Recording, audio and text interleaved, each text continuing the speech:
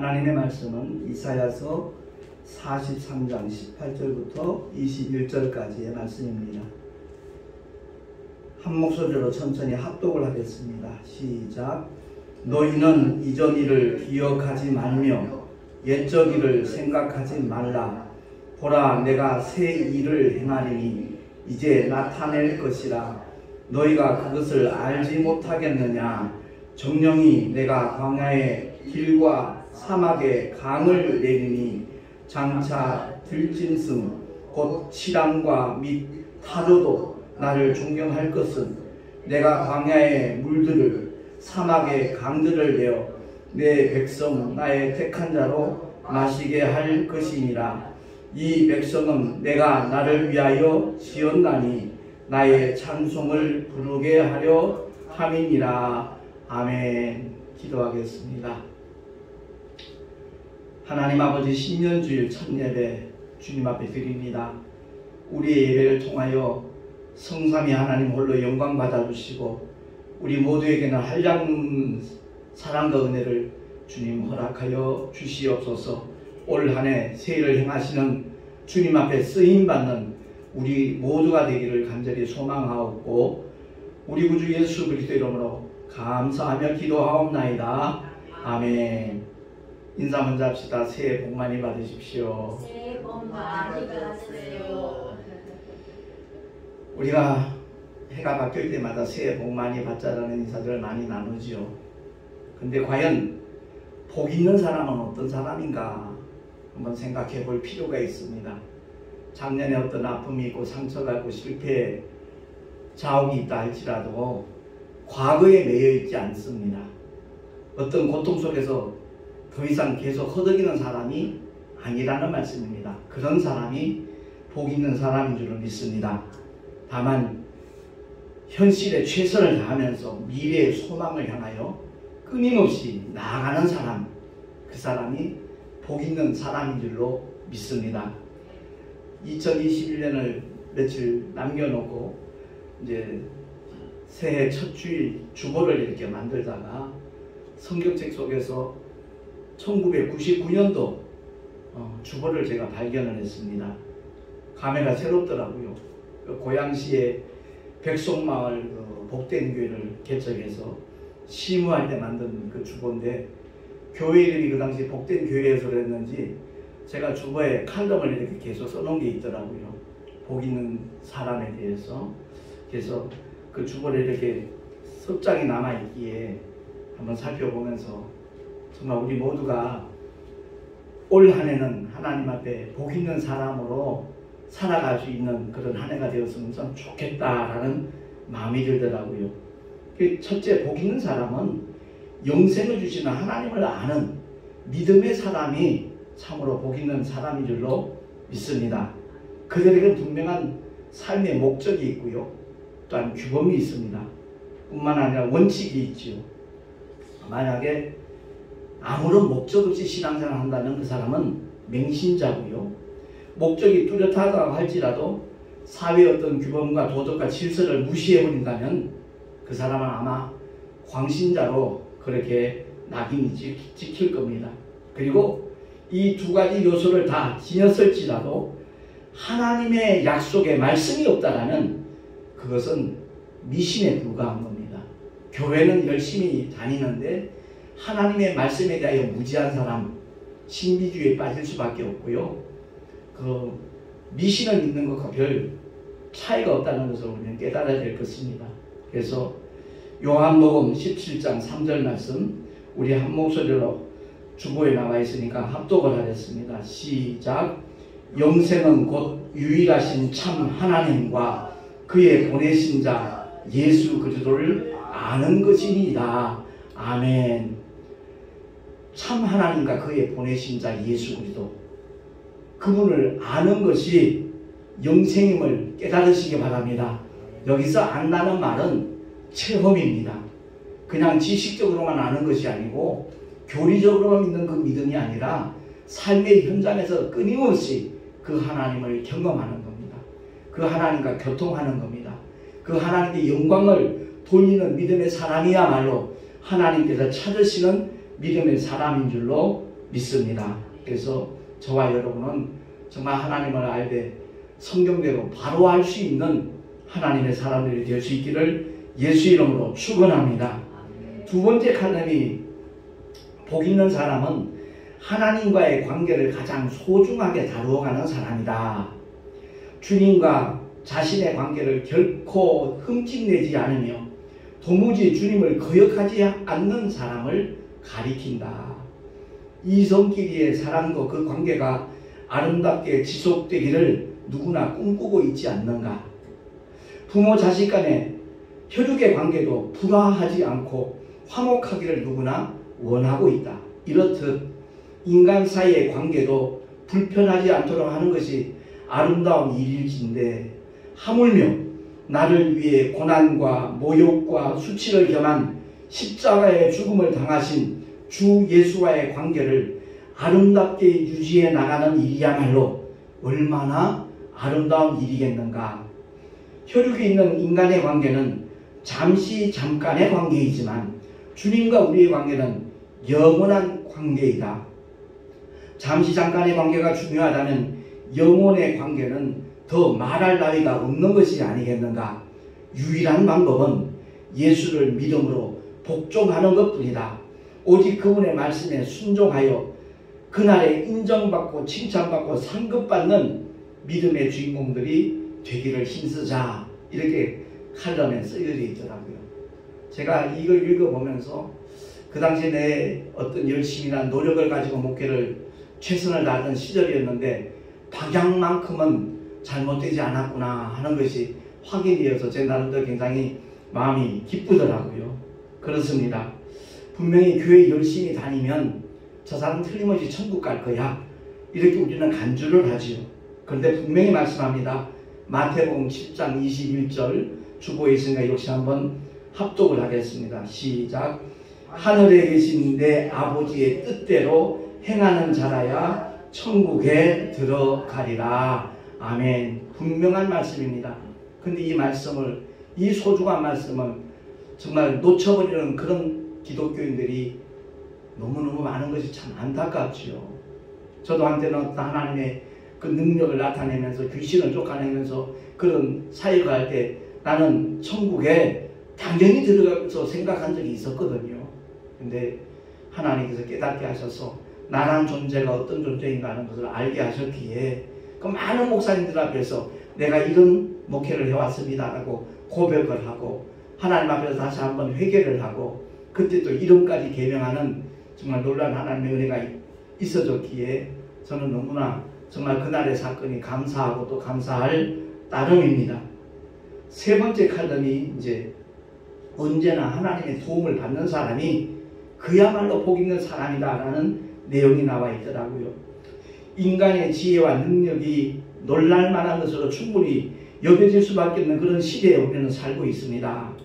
첨단 과학의 발달, 각종 편의시설과 풍요한 물질 문명, 컴퓨터 문명의 이기 등등. 그러나 분명한 것은 인간의 한계 상황이 있다라는 사실이다.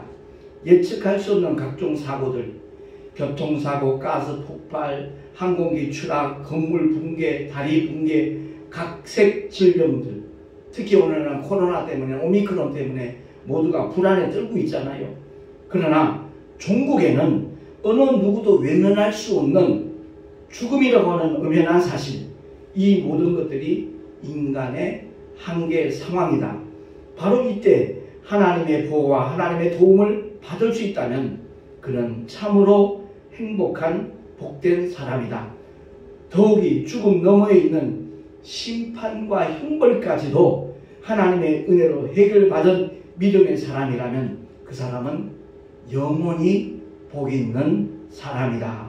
그러므로 우리는 예수를 믿어야 한다. 우리 모두 진리를 사랑하고 진리를 전하는 믿음의 사람들이 되자라는 그런 칼럼이 기록되어 있더라고요. 그렇습니다. 변함이 없습니다. 정말 하나님의 도우심을 받는 사람, 그 사람이 얼마나 복 있는 사람인가. 요한복음 14장 14절 말씀 우리 한번 천천히 합독하겠습니다. 시작. 내 이름으로 무엇이든지 내게 구하면 내가 시행하리라. 아멘.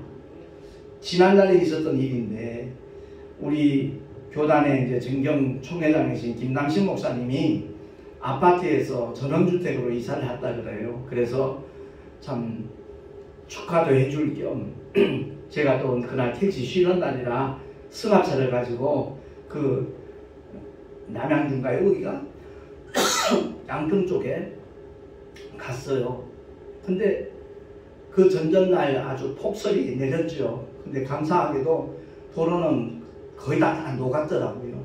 근데 그 장로님은 또 외출하시고 같이 이제 셋이서 점심을 맛있게 먹고 난 다음에 코로나 때문에 바닥 본 지가 오래됐다 그래서 한번 바람도 쐴 겸 그럼 한번 동해로 한번 갑시다 출발을 했어요. 가다가 기왕이면 정동진이 볼만하니까 거기 한번 갑시다 했는데 내비게이션이 생각지 않은 방향으로 이렇게 안내를 하더라고요. 그래서 제 생각으로는 아 이게 지름길인가 보다 생각을 하고, 왜냐하면 그동안 제가 택시 정도를 하면서 내비게이션이 잘못된 길로 인도한 적이 한 번도 없거든요. 그래서 자신있게 이제 그쪽으로 핸들을 틀었죠.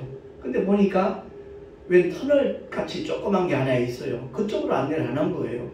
김남신 목사님하고 제 아내는 아유 들어가면 안 될 것 같아요. 그래요.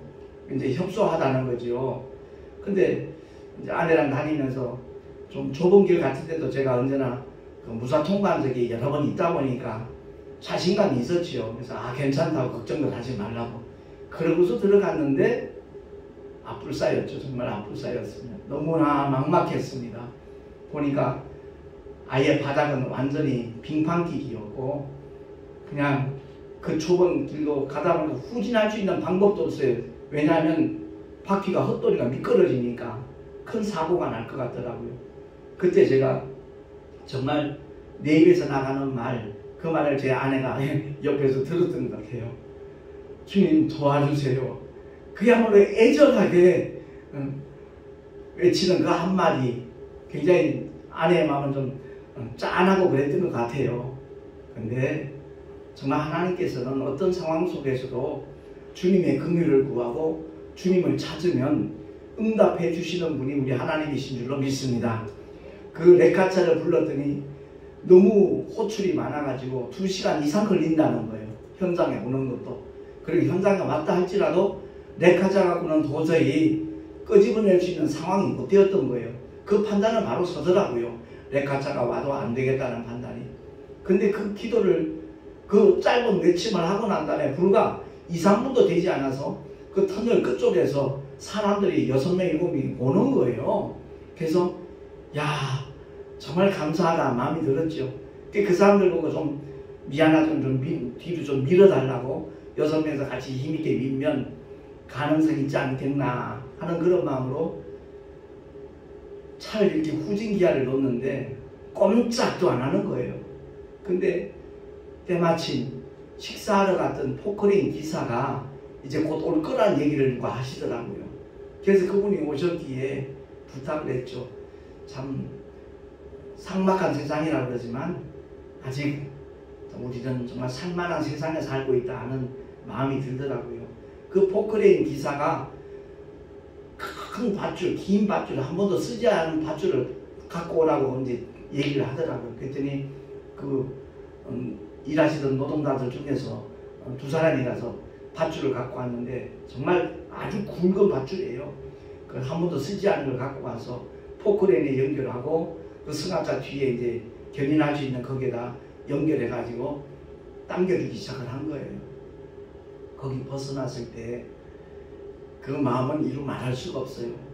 가진 돈이 많았더라면 더 많이 줘줄 수도 있는데 그래도 1인당 한 10,000원씩 드리면서 따뜻한 차라도 한잔 마실 수 있도록 해드릴 수가 있어서 제 아내가 이렇게 드렸더니 아 우리 이런 거 받으면 안 된다고 막 그러더래요. 그러면 우리 마음이 너무너무 불편해서 안 될 것 같다고 아무한테도 얘기 안 하니까 걱정하지 말라고 그랬더니 그제서야 책임자가 그걸 받더라고요.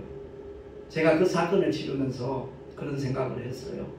인간에게 누구나 다 한계사항이 있는데 이 사건을 통해서 나의 어떤 운전에 대한 자만심을 하나님이 깨뜨리셨구나.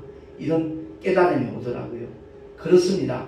내 이름으로 무엇이든지 내게 구하면 주님이 시행하셔요. 할렐루야. 올 한 해 우리 모두가 다 정말 주님께 구하는 하나님의 사람으로 살아갈 수 있기를 예수 이름으로 축원합니다. 네 번째 복 있는 사람은 어떤 사람인가? 살아가는 동안 언제나 하나님을 찬송하는 사람이 정말 복 있는 사람입니다. 오늘 본문에 나와 있듯이 이 백성은 내가 나를 위하여 지었나니 나의 찬송을 부르게 하려 함이니라. 아멘. 이 말씀을 대하는 그 순간에 김승환 목사님 부부가 생각이 나더라고요. 정말 주의 성호를 찬송하되 정말 인간의 생각이 전혀 가미되지 않은 하나님의 영적인 그 생명의 말씀에 곡을 붙여서 하나님 앞에 영광을 돌리는 그 부부는 참 복 있는 사람이다 이 생각이 들더라고요. 그렇습니다. 우리 모두가 다 정말 하나님의 찬송을 부를 수 있는 하나님의 사람으로 살아갈 수 있기를 예수 이름으로 축원합니다. 제가 그 CD가 천장 나오고 난 다음에 그러니까 그 사모님이 음악 선생님이잖아요. 피아노를 전공하신. 근데 석 달치 월급을 들여가지고 이번에 CD를 한 6개월 전에 그 천장을 구워낸 거예요. 판매용이 아니에요. 정말 이 찬양을 듣고 영성이 회복되고 영혼이 살아나기를 원하는 마음으로 순수한 마음으로 천장을 찍었어요. 적지 않은 돈을 들였거든요. 그 CD가 나오자마자 제가 기독교 방송국 다 찾아갔어요. 그 담당 PD들한테 30개씩 나눠주면서 한번 이 찬양 프로와 관계되는 사람들 다 한번 들어보시고 정말 은혜가 된다 싶으면 이따가 한 번씩 틀어달라고. 근데 지금 6개월이 지난 동안 어느 방송에서도 틀어준 적이 없어요. 어떤 분이 그런 얘기를 해요. 아이 목사님 그렇게 세상을 모르십니까? 그래요. 아니 왜요? 그랬더니 그 사람들이 봉투 주기 전에는 절대 안 틀어준대요. 그 말을 듣는 순간에 내 마음이 참 상하더라고요. 야 정말 기독교가 이렇게까지 변질되어서 되겠는가. 어떤 사람은 판매용이 아니라 그 얘기까지 한 거예요.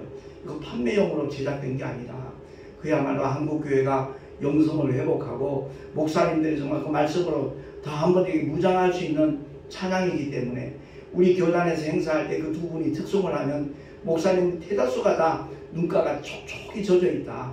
은혜가 되기 때문에 특히 요즘 시대에는 코로나 때문에 다 불안해하고 두려워하는 그런 시대다 보니까 이사야서 41장 10절에다가 곡을 붙인 게 있거든요. 유튜브 들어가면 비손과 라의 말씀 찬양 이렇게 치기만 하면 그 두려워하지 말라 이사야서 41장 그 말씀 찬양이 조회수가 벌써 15,000이 넘었어요. 그만큼 많은 분들의 사랑을 받는 그런 찬양이거든요. 아무튼 그 두 분은 하나님의 찬송을 부르면서 얼마나 행복할까 이런 생각이 들더라고요. 우리 모두가 다 정말 끊임없이 하나님을 찬양하는 하나님의 사람으로 살아갈 수 있기를 소망합니다. 사실 20년 전, 30년 전만 하더라도 이렇게 골목길 가면 가정마다 이렇게 찬양 틀어놓는 데가 참 많았어요. 찬송가를 그 당시에는 이제 그 뭐예요 테이프죠. 테이프를 틀든지 그때 뭐 CD가 그렇게 일반화된 적도 아니니까 그럼에도 불구하고 늘어지는 그 테이프를 정말 끊임없이 반복해서 들으면서 같이 따라 부르가는 그런 가정들이 적지 않았는데 요즘에는 가정에서 찬양 소리가 들리는 걸 들어보기 힘든 그런 시대가 된 것 같아요. 우리의 믿음이 더욱더 성장하고 하나님 앞에 영광 돌리는 것은 정말 말씀으로 무장하고 깨어 기도하는 것이지만 찬양은 곡조 있는 기도거든요. 그래서 그러한 일들이 올 한해는 많이 번져나갈 수 있기를 정말 소망합니다. 할렐루야. 그리고 다섯 번째, 어떤 사람이 복 있는 사람인가? 하나님의 뜻대로 쓰임을 받는 하나님의 동역자야말로 참으로 복된 사람인 줄로 믿습니다. 주님이 말씀하신 그대로예요. 새 일을 행하리라 그러셨어요. 주님이 새 일을 행하실 때 그 일에 쓰임받는 사람, 그 일에 동참하는 사람, 그 일에 앞장서는 사람이야말로 복 있는 사람인 줄로 믿습니다. 요한복음 15장 10절 8절 말씀 우리 한 목소리로 합독하겠습니다. 시작. 너희가 내 안에 거하고 내 말이 너희 안에 거하면 무엇이든지 원하는 대로 구하라. 그리하면 이루리라. 너희가 과실을 많이 맺으면 내 아버지께서 영광을 받으실 것이요 너희가 내 제자가 되리라. 아멘. 제자 훈련 받았다고 해서 제자가 되는 거 아니라는 겁니다. 신학을 했다고 해서 다 주님이 쓰시는 주의 종들이 아니라는 것을 우리는 기억을 해야 될 것입니다. 오히려 자리만 차지하고 걸림돌이 되고 있다면 그 사람은 하나님의 제자라고 말할 수가 없는 것이지요. 중요한 것은 정말 우리가 주님 안에 거하면서 주의 말씀을 우리 안에 살아서 역사하는 그 믿음의 길을 걸어갈 때 그 사람이 바로 주님의 제자다 하는 것을 우리가 기억을 해야 될 줄로 믿습니다. 분명히 참 포도나무의 비유 거기를 통해서 우리가 기억해야 될 것은 아버지께서 영광을 받으시는 것은 풍성한 과일이에요. 예, 포도나무는 관상수가 아니거든요. 유실수거든요. 목적은 그 열매에 있다는 거죠.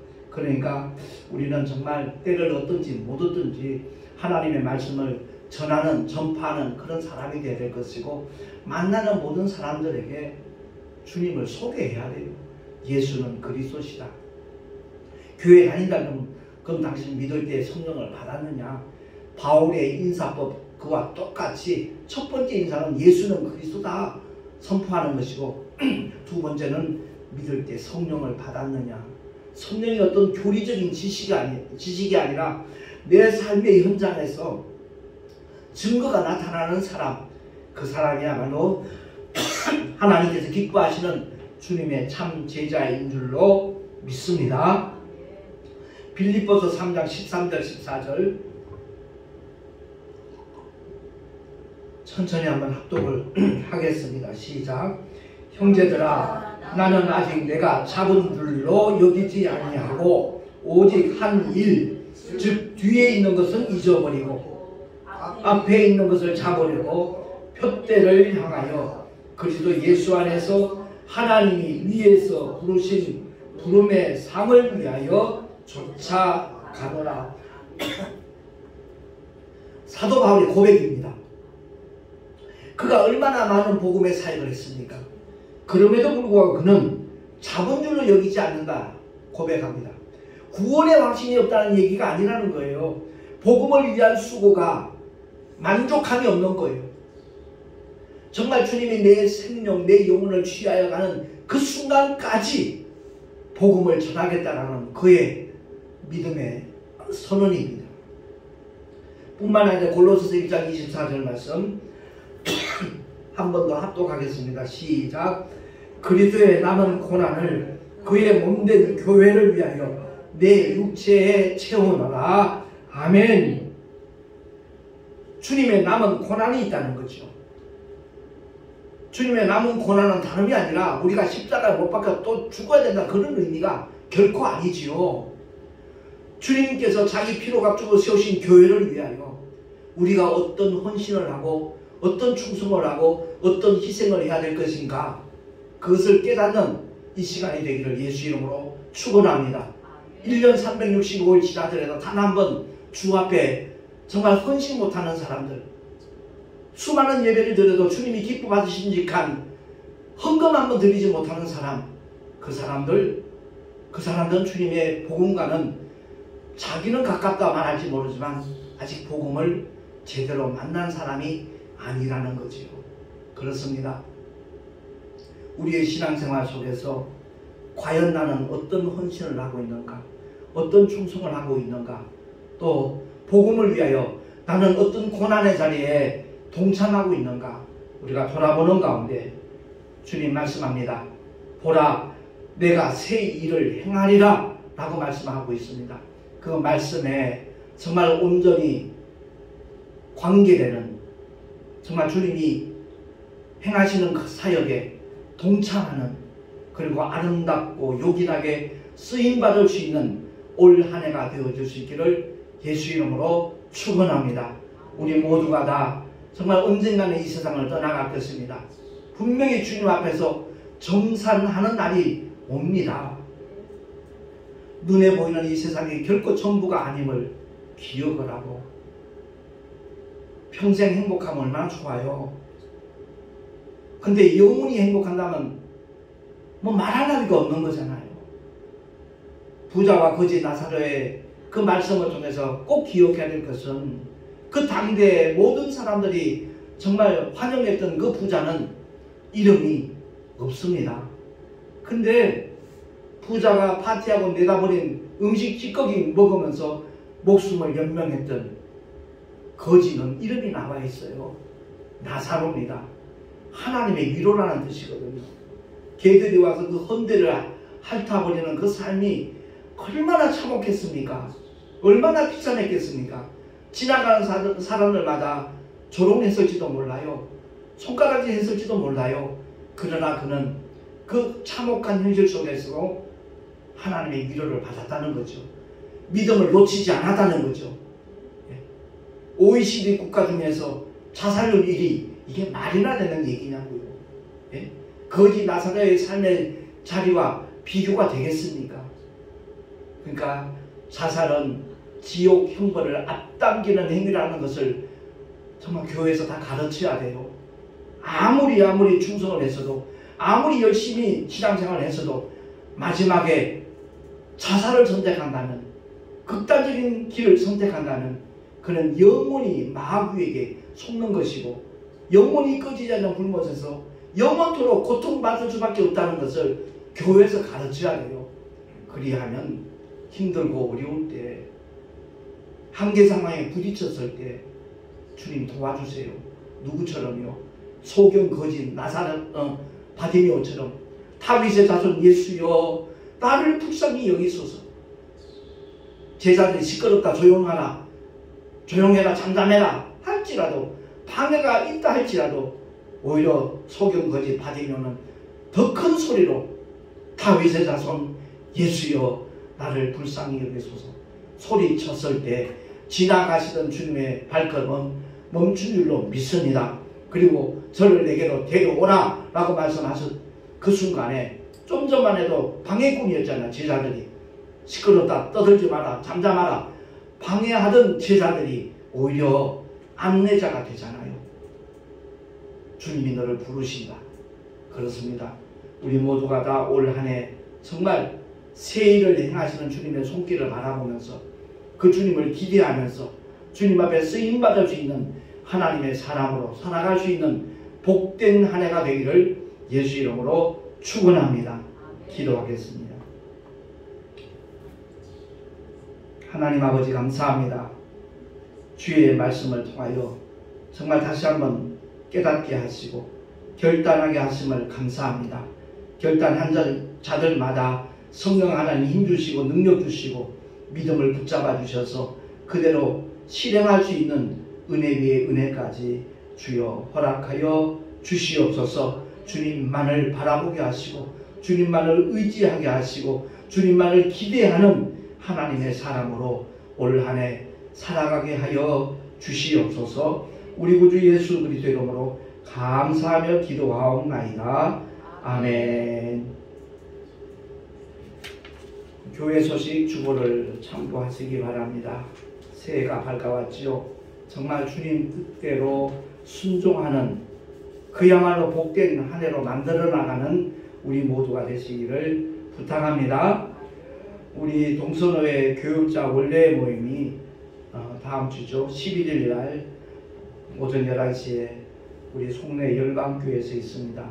위에서 기도해 주시기 바라고, 정말 지교회마다 하나님의 은혜가 차고 넘칠 수 있도록 중보기도 해주시면 참으로 감사하겠습니다. 송내 열방교회 주일 예배 메시지가 주일 오후에 늘 유튜브에 이렇게 업로드 되고 있습니다.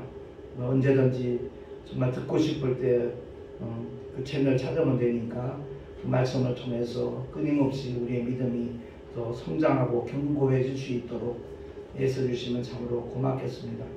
이 채널을 많은 분들에게 소개하는 것도 큰 보람이 될 것입니다. 다 같이 드린 예물 위하여 잠시 기도하고 축도로 예배를 마치도록 하겠습니다.